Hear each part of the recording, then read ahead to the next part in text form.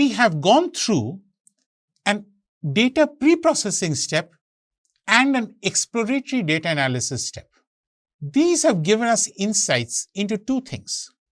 One, is there a problem with the data that we need to take care of with respect to variable types, missing data, outliers, etc.? And two, whether there are any indicated relationships in the data, for example, plots showing correlations that we might want to take advantage of as we begin modeling.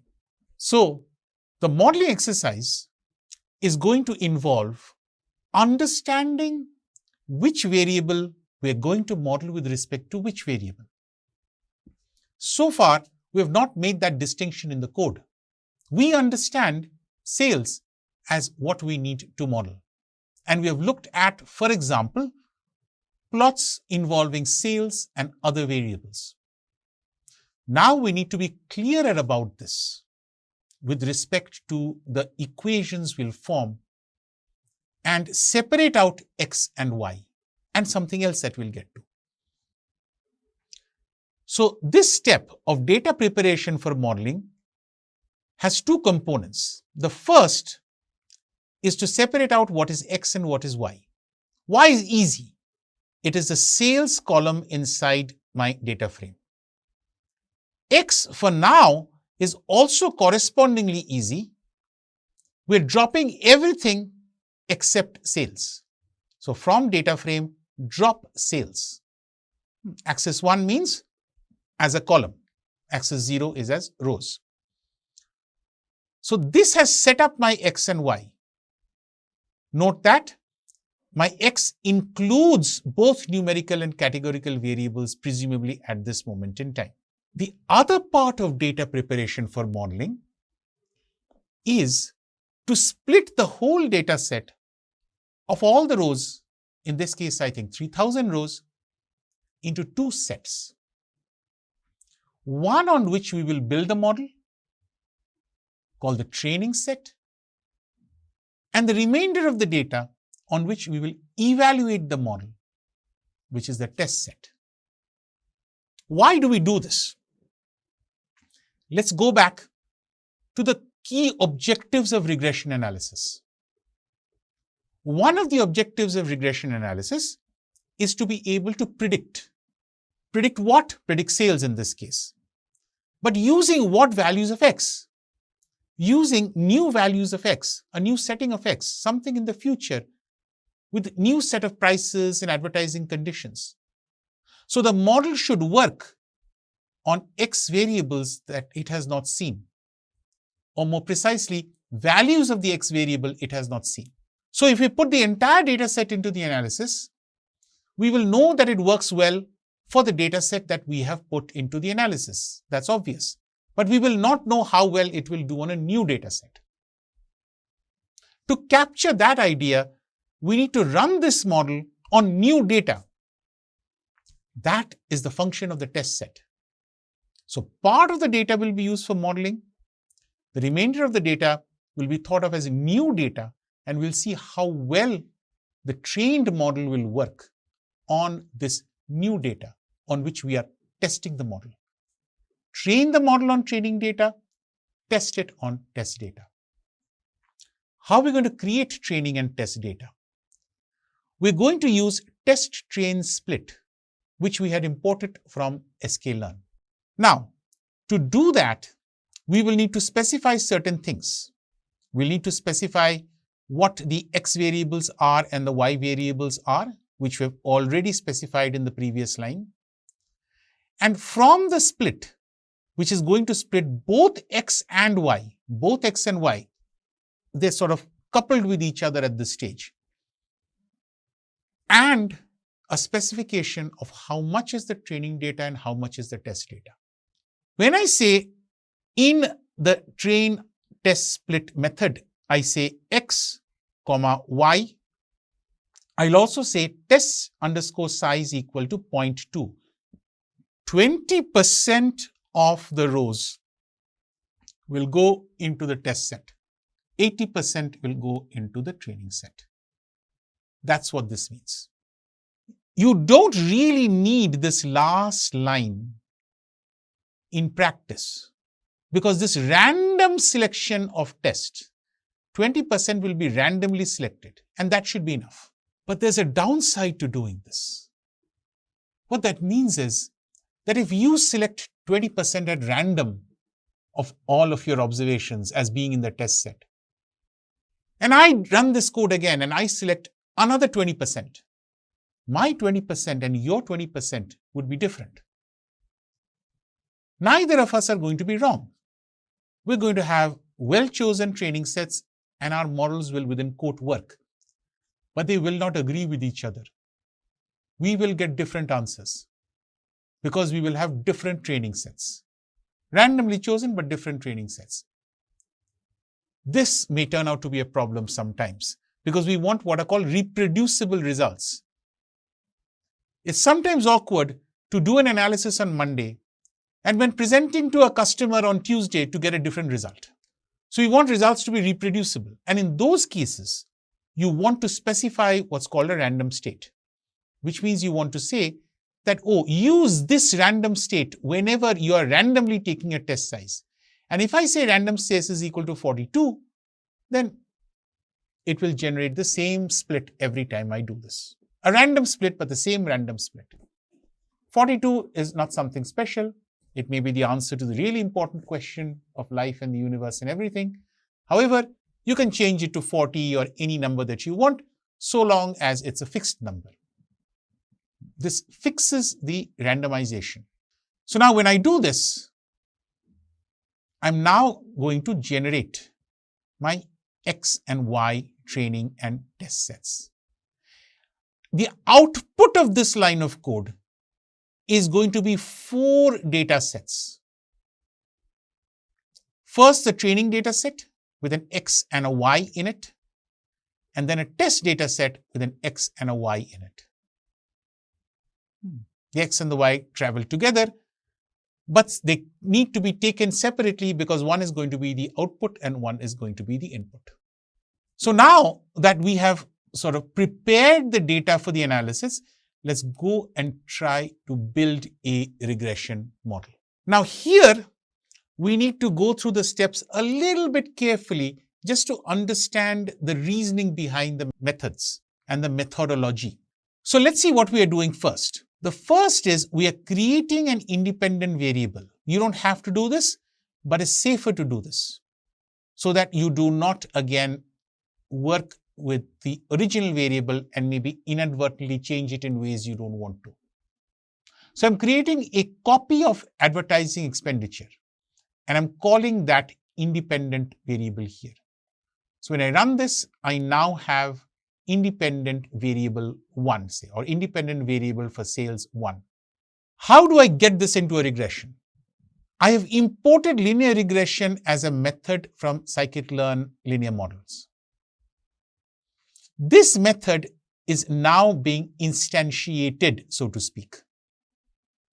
So I'm creating an object called linear regression 1, which I am now instantiating as a linear regression. I've put nothing into this linear regression. There is nothing being passed, but the object is being created, which means that any method that linear regression now allows can be used on this object. And you've seen this trick in other object-oriented languages as well. It's what makes them special. It's what makes them useful. Once I have done this, in other words, I've primed lin_reg1 as a linear regression object, I can now call different methods. The method that I choose to call here is fit. Fit means give me an equation using a method. What method will it use? It will use the method of least squares. That is the default fitting method for linear regression. So unless you coerce it into another kind of fitting, the default .fit method for linear regression will do least squares. Minimize the sum of squared errors. The least squares method will give this to you. For what variables? This is where things become interesting. I can put in X_train here. But X_train here has many x's. It's got 8 x's. For now, I'm not interested in them. I'm only interested in the advertising expenditure variable.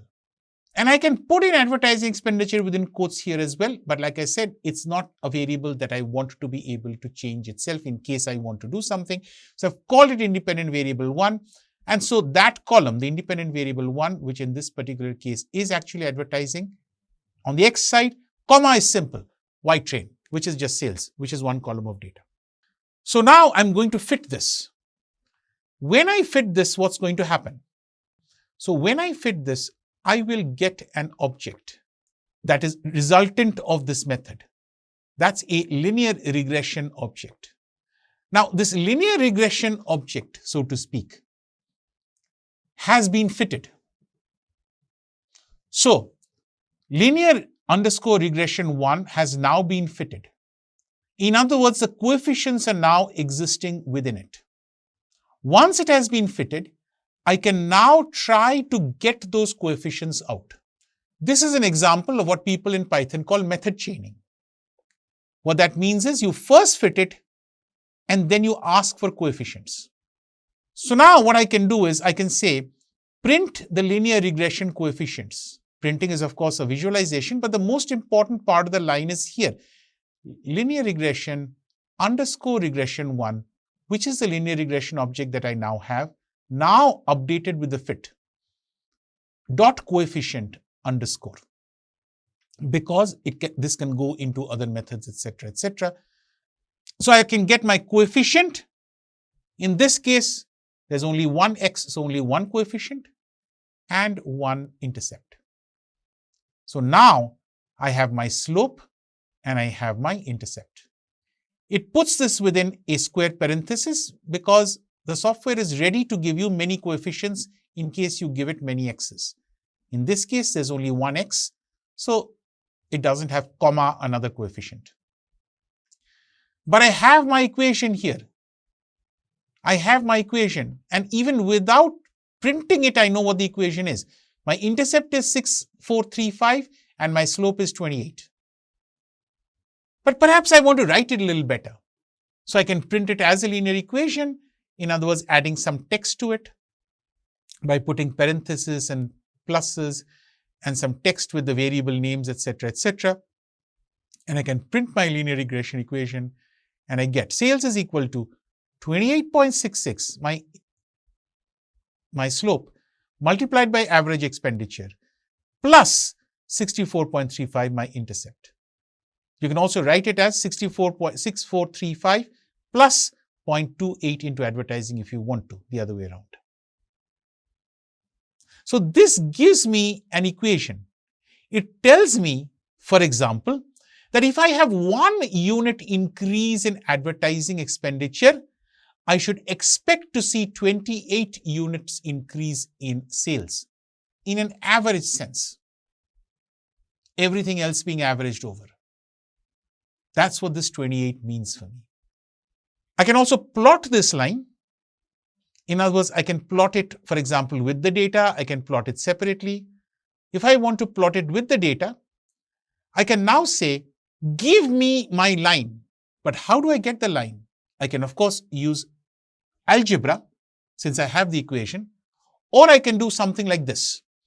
I can say linear regression 1, which now has been method chained with fit, to say linear regression dot predict.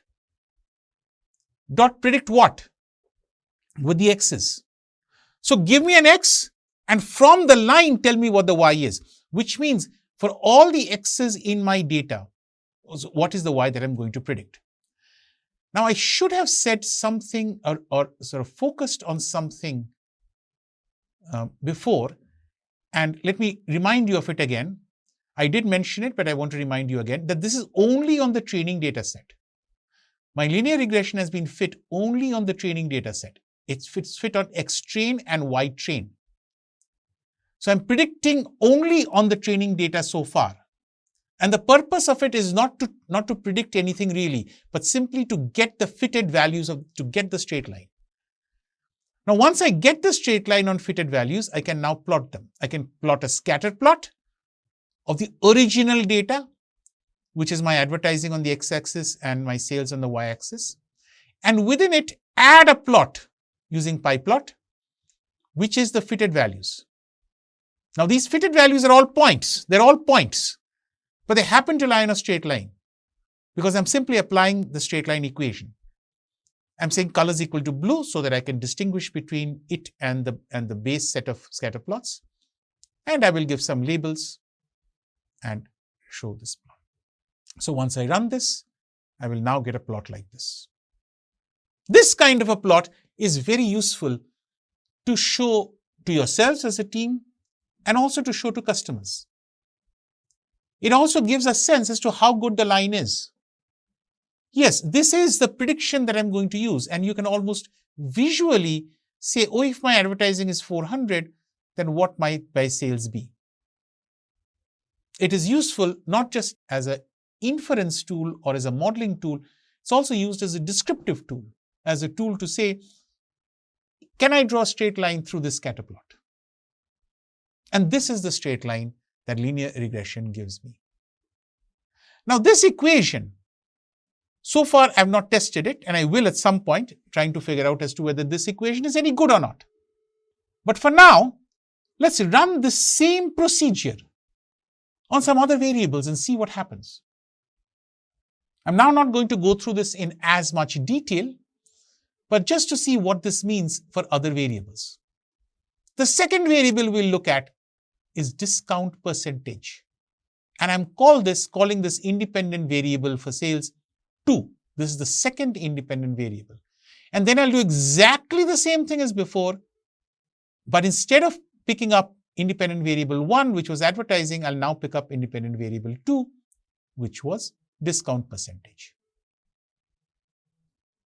So set the variable, instantiate and initialize the regression method, create the object, fit it again on the training set, find the coefficients using .coef as a method. You have the slope and the intercept again. Write it down if you want to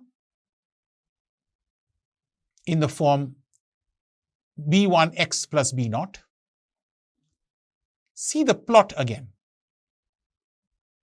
And you can see now that there is similarly a regression equation, but it doesn't look as good. The correlation coefficient isn't that high, and we saw that in the correlation coefficient itself. And we're going to have to investigate this a little bit more to see whether the equation makes as much statistical sense or not. Because remember, what it says is that if my discount percentage goes up by 1, let's assume that discount percentage is in percentages. Let's suppose discount percentage goes up by 1%, 1% more discount. I should expect to see 188 more sales. Is 188 a reasonable expectation? Is it adequately representing what a discount should give you? We don't know yet. But we suspect that discount has a more diffuse effect on sales because of the nature of the plot that we have here. Yes, there is a positive coefficient, but there's also a lot of noise around it. We're going to have to investigate this a little more. And we can keep doing this. We can do this for, let's say, the price variable. And now I'm going to get a little lazy and simply click through this. This is product price. Why price? Remember that price was something that had a negative correlation. So now when I print my regression coefficients for price using the same syntax that we had gone before, I get a negative slope, as you can see here, minus 2.5. This means that if price goes up by 1 unit, sales goes down by 2.53 units, whatever be the unit of measurement that I have. This corresponds to the negative correlation that we saw. And when I print this equation, I see it in the equation again. And when I plot the graph, like we had plotted the previous graphs as well, I see the line go the other way, a negative slope. Increase in price leads to a reduction in sales. So now if I want to increase sales, I can argue the opposite way. And I can say that if price goes down by 1 unit, sales will go up or is expected to go up on the average by 2.53 units.